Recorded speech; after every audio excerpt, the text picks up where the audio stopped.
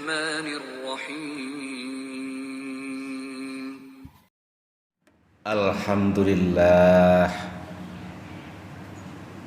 Alhamdulillahilladzi an'ama alaina bi anwa'in ni'am. Asyhadu an la ilaha illallah wahdahu la syarikalah rabbuna wa rabbukum dzil jalali wal ikram. Wa asyhadu anna Muhammadan abduhu wa rasuluh nabiyinal kiram Muhammadin sallallahu alaihi wasallam wa ummatuhu khairal umam. Allahumma salli ala nuril huda wa syamsid duha wa badrid duja sayyidina wa maulana wa habibina wa syafi'ina wa qurrati a'yunina Muhammadin sallallahu alaihi wasallam alladzi arsyadana wa iyyakum ila nuril Islam. Ma'asyiral muslimina rahimakumullah, usiku wa nafsi wa iyaya bi ta'atil rasulih wa may yuti'illah rasulah faqad faza fawzan 'azima. Wa qala Allah tabaraka ta'ala fil Qur'anil Karim, a'udzu billahi minasyaitonir rajim. Syahrul Ramadhanal ladzi unzila fihil Qur'an hudan linnas wa bayyinatin minal huda wal furqan. Al-aya ila akhirih. Shadaqallahul azim. Jamaah sekalian kaum muslimin sidang salat Jumat Jamaah Masjid Al-Hidayah, insyaallah perjalanan jamaah tiada lain adalah untuk mencari ridha Allah subhanahu wa ta'ala. Insyaallah panjenengan bisa merasakan betapa indah dan nikmatnya perjalanan panjenengan. Apapun yang terjadi, bila diberikan kesehatan jasmani dan rohani, diberi kelebihan finansial dan lain sebagainya, dicintai lingkungan sekitarnya, panjenengan tambah bersyukur kepada Allah subhanahu wa ta'ala. Apabila mendapatkan kekurangan, kadang-kadang fisik sakit, kurang enak, kadang-kadang tetangga lingkungan sinis pada panjenengan, jangan diimbangi kebencian. Itu Allah meletakkan ujian panjenengan kepada orang yang membenci panjenengan. Kalau panjenengan mengimbangi kebencian, emosi, mangkel atau dongkol, gampang terserang penyakit. Kalau sudah gampang terserang penyakit, akhirnya dipikir terus, akhirnya berujung stres. Kalau sudah stres, tidak bisa merasakan nikmatnya dan indahnya hidup. Kayak Islam itu bukan semata-mata agama, cuma hanya pelengkap semata. Jamaah sekalian kaum muslimin sidang salat Jumat yang dirahmati oleh Allah subhanahu wa ta'ala, makna angka 17 ini dalam kajian uluhiyah luar biasa. Di bulan suci Ramadan ini ada dua angka 17 atau makna angka 17, sebagaimana yang barusan saya baca. A'udzu billahi minasyaitonir rajim. Syahrul Ramadhanal ladzi unzila fihil Qur'an hudan linnas wa bayyinatin minal huda wal furqan. Al-aya ila akhirih. Insyaallah artinya syahrul Ramadhan alladzi unzila fihil Qur'an. Bulan suci Ramadan adalah bulan diturunkan Allah Al-Qur'an. Luar biasa ini. Hudal linnas, Al-Qur'an sebagai petunjuk bagi manusia. Wa bayyinatin minal huda wal furqan, dan penjelas tentang beberapa kajian dan perbedaan. Ya Allah. Banyak hadis meriwayatkan tentang makna dan kedudukan Al-Quran. Di antaranya adalah syifa'ul lima fis sudur, obat bagi apa yang ada dalam hati manusia. Sudah saya sampaikan tadi pengantar, panjenengan benci oleh lingkungan sekitar, bahkan oleh anak dan istrinya sendiri. Tadi kan sudah saya sampaikan jangan diimbangi kebencian. Nek cara Jawa ngene lho, ngene ya Gusti Allah iku nguji aku iki lewat bojoku liwat anakku. Aku kadang bilangi anak-anak muda di lingkungan sekitar saya itu sangat-sangat dipercaya. Tapi kalau saya nasihati anak saya itu kok sini bantah malahan. Jangan dibentak si anak itu, malah tambah sakit hati, nanti akan berbalas kejelekan juga. Yaitu tadi bahasa Jawa sing enak ngene lho, ngene ya Gusti Allah oleh nguji aku liwat anak. Sini bentak, pun juga istri, pun juga lingkungan sekitar. Wa nabluukum bisyarri wal khairi fitnah. Surat Al-Anbiya 17. Aku mengujimu dengan kejelekan dan kebaikan. Wa ilaina turja'un, kamu kembalilah hanya kepadaku lah engkau kembali. Nah ini ya Allah. Jamaah pernah mendengar sahabat saya dari hadis Anas bin Malik radhiyallahu an qala Rasulullah sallallahu alaihi wasallam, inna lillahi ahliyin minan nas. Sesungguhnya Allah punya keluarga dari golongan manusia. Ahliyin ini kelompok khusus. Manhum, qalu, sahabat sama bertanya, manhum ya Rasul, siapa mereka itu ya Rasul, termasuk keluarganya Allah? Ahlul Quran, ahlullah, orang cinta istiqomah membaca Al-Quran, cinta Al-Quran, suka mendengarkan kalam-kalam Allah, itu keluarganya Allah. Ya Allah, dengan membaca Al-Quran, ya Allah, iman tambah mantep, mancep itu iman tambah kokoh, tambah kuat. Apapun yang terjadi, entah itu godaan, entah itu fitnaan, entah itu tercaan, entah itu dirasani dibah, nek iman wis mancep. Allah, kita kalau membaca sejarah bagaimana para nabi dan rasul itu mesti punya musuh. Wong api iku mesti ana musuhe. Inna likulli nabiyyin aduwan syayatinal jin wal ins. Sesungguhnya para nabi dan rasul itu punya musuh, setan dan manusia. Oh, berarti kita kan pengen itba, pengen tiru Rasulullah. Saya anggap akan berlalu saja. Kan saya sering baca hadis, katakan sampean, orang yang suka mencaci, menghina itu kan kejelekan kita yang kita amalkan akan diambil oleh dia, sementara kebaikan dia kan diambil, akan diberikan pada saya. Luar biasa, ya Allah ya Rabbi. Kemudian jamaah, ini masih panjang. Kemudian ada lagi angkat makna 17 di dalam surat Ali Imran 123, 124. Laqad nasarakumullah bi badrin wa antum adillah. Fattakullah la'allakum tashkurun. Ittaqulu lil mu'minin alayya fiyakum ayyumidakum rabbukum bi thalathati alafin minal malaikati munzalin. Sadaqallahul adzim. Ali Imran 123 124. Laqad nasarakumullah, sungguh Allah menolongmu.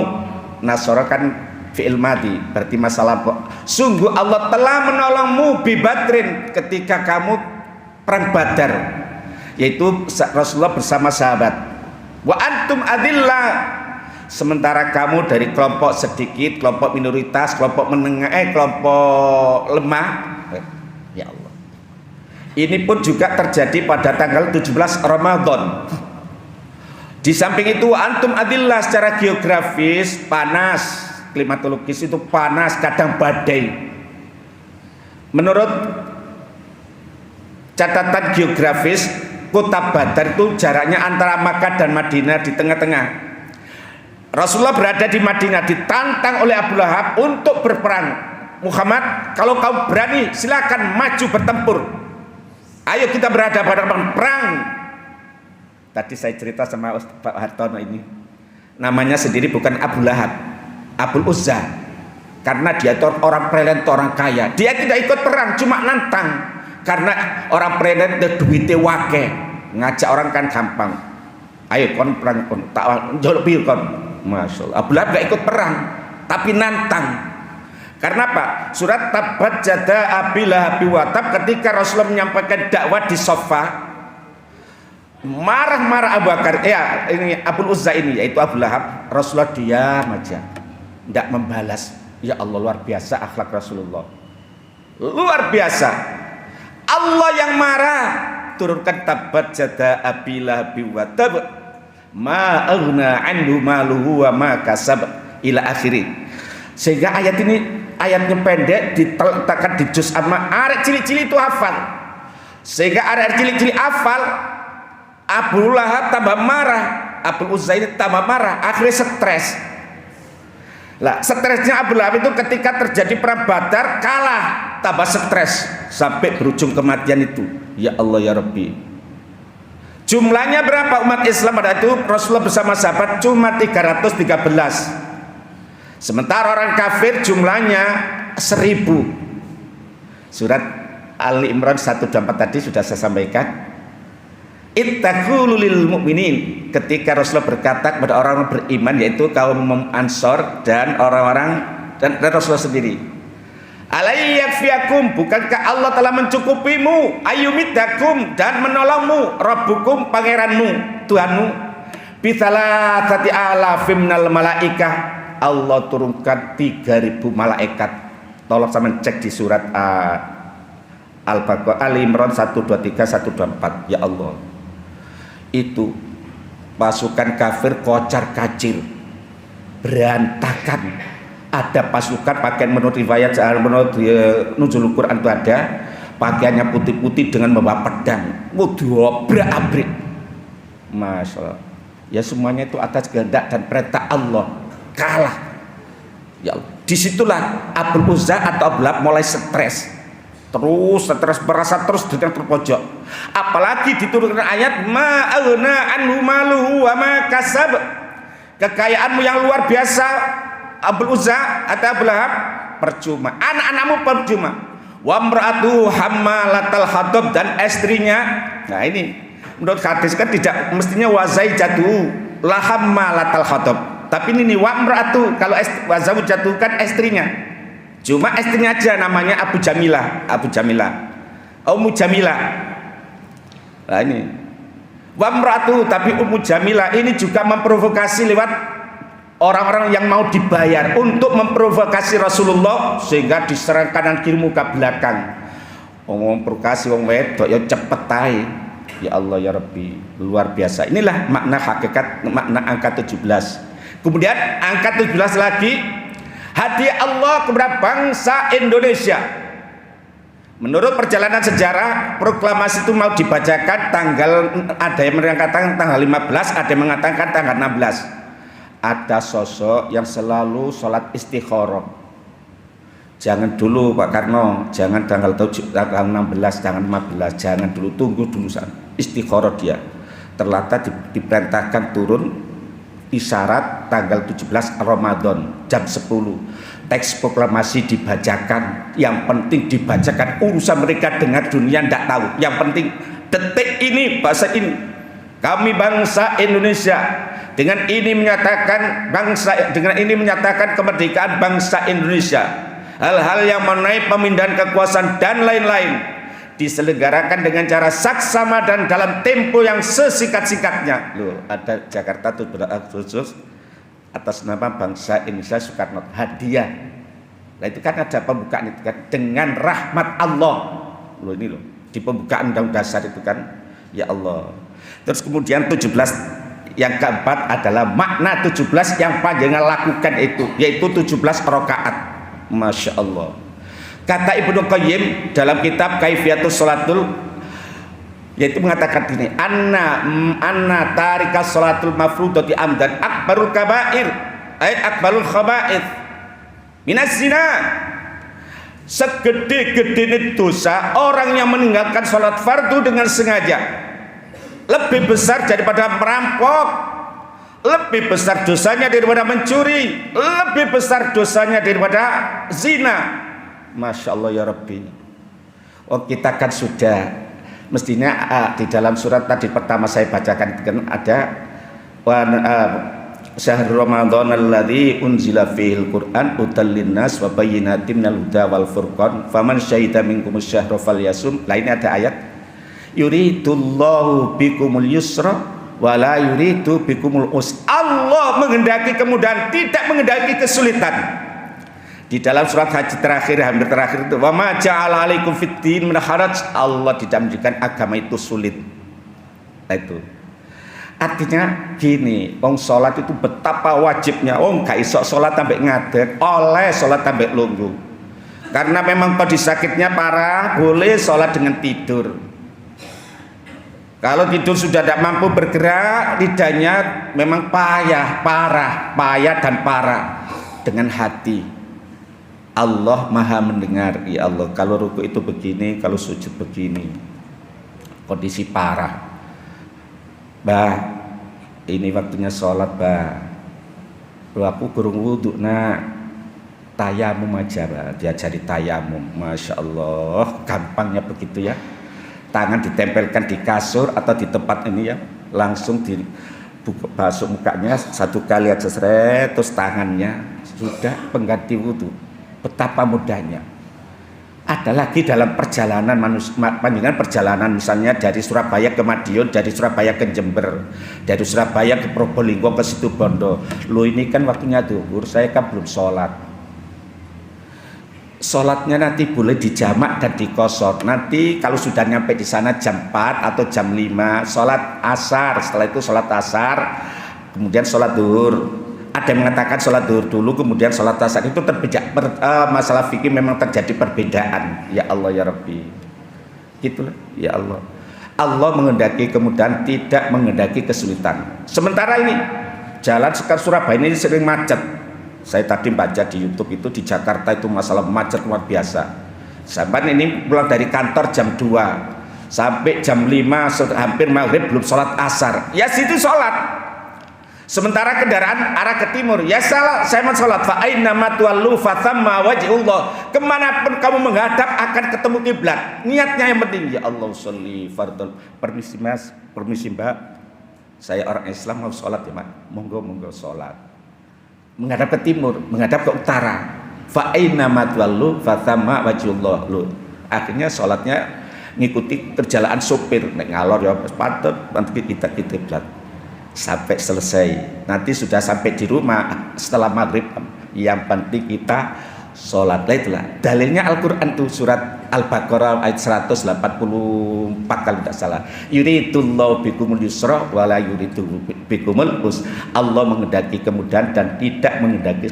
Yang penting kita tidak meninggalkan sholat.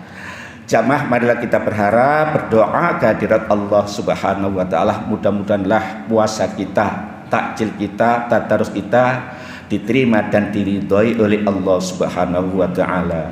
Amin ya rabbal alamin. Aqulu qouli hadza wa astaghfirullahal azim li wa lakum wa lisairil muslimin wal muslimat wal mu'minina wal mu'minat innahu wal ghafurur rahim.